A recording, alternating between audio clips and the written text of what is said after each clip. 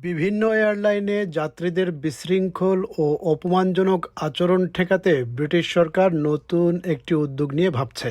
বর্তমানে কোনো যাত্রী যদি একটি নির্দিষ্ট এয়ারলাইনে নিষিদ্ধ হন, তবুও তিনি অন্য কোনো এয়ারলাইনের টিকিট কিনে ভ্রমণ করতে পারেন। কিন্তু ভবিষ্যতে এই সুযোগ আর নাও থাকতে পারে। এই আলোচনার পেছনে রয়েছে সাম্প্রতিক কয়েকটি উদ্বেগজনক ঘটনা।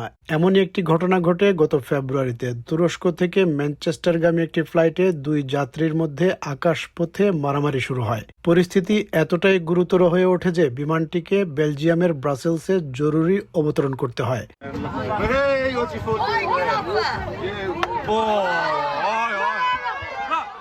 পরে সংশ্লিষ্ট এয়ারলাইন জেট2 ওই দুই যাত্রীকে আজীবনের জন্য নিষিদ্ধ ঘোষণা করে। তবে বড় সমস্যা হলো, কোনো এয়ারলাইন কাউকে নিষিদ্ধ করলেও সেই তথ্য অন্য এয়ারলাইনগুলোর সঙ্গে ভাগাভাগি করতে পারে না। ফলে নিষিদ্ধ যাত্রী সহজেই অন্য কোনো কোম্পানির মাধ্যমে আবারও উড়োজাহাজে ভ্রমণ করতে পারেন। এই পরিস্থিতি পরিবর্তনের জন্য ব্রিটিশ সরকার এমন একটি ব্যবস্থা বিবেচনা করছে, যেখানে কোনো যাত্রী গুরুতর বিশৃঙ্খলা সৃষ্টি করলে এয়ারলাইনগুলো সরকারকে তা জানাবে। এরপর সেই তথ্যের ভিত্তিতে ওই যাত্রীর বিরুদ্ধে অন্যান্য এয়ারলাইনেও নিষেধাজ্ঞা আরোপ করা সম্ভব হতে পারে।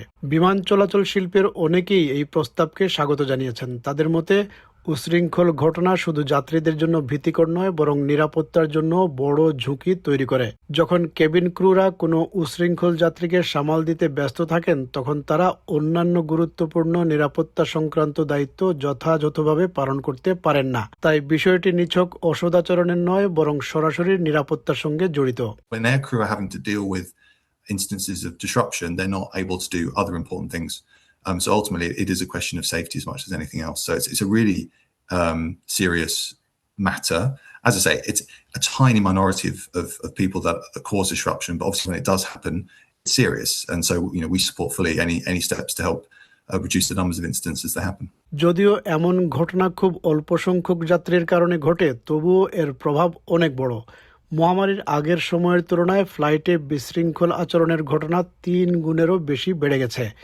এসব ঘটনার অন্যতম প্রধান কারণ হলো মদ্যপ অবস্থায় যাত্রীদের আচরণ। মজার বিষয় হলো, ফ্লাইটে মাতাল অবস্থায় থাকা ইতোমধ্যেই ব্রিটেনে একটি ফৌজদারি অপরাধ। এর জন্য সর্বোচ্চ 5,000 পাউন্ড জরিমানা এবং 2 বছর পর্যন্ত কারাদণ্ড হতে পারে। তারপরও সমস্যাটি পুরোপুরি নিয়ন্ত্রণে আসেনি। এ কারণেই এখন অনেকেরই মত, আরও কঠোর ও সমন্বিত ব্যবস্থা নেওয়ার সময় এসেছে। সেই লক্ষ্যে সরকারি কর্মকর্তারা বিভিন্ন এয়ারলাইনের প্রতিনিধিদের সঙ্গে বৈঠকে বসবেন। সেখানে নতুন নিয়ম ও সম্ভাব্য পদক্ষেপ নিয়ে বিস্তারিত আলোচনা হবে। যদি প্রস্তাবগুলো বাস্তবায়িত হয়, তাহলে ভবিষ্যতে কোনো যাত্রী একটি এয়ারলাইনে নিষিদ্ধ হলে তিনি একসঙ্গে একাধিক এয়ারলাইনে ভ্রমণের সুযোগ হারাতে পারেন।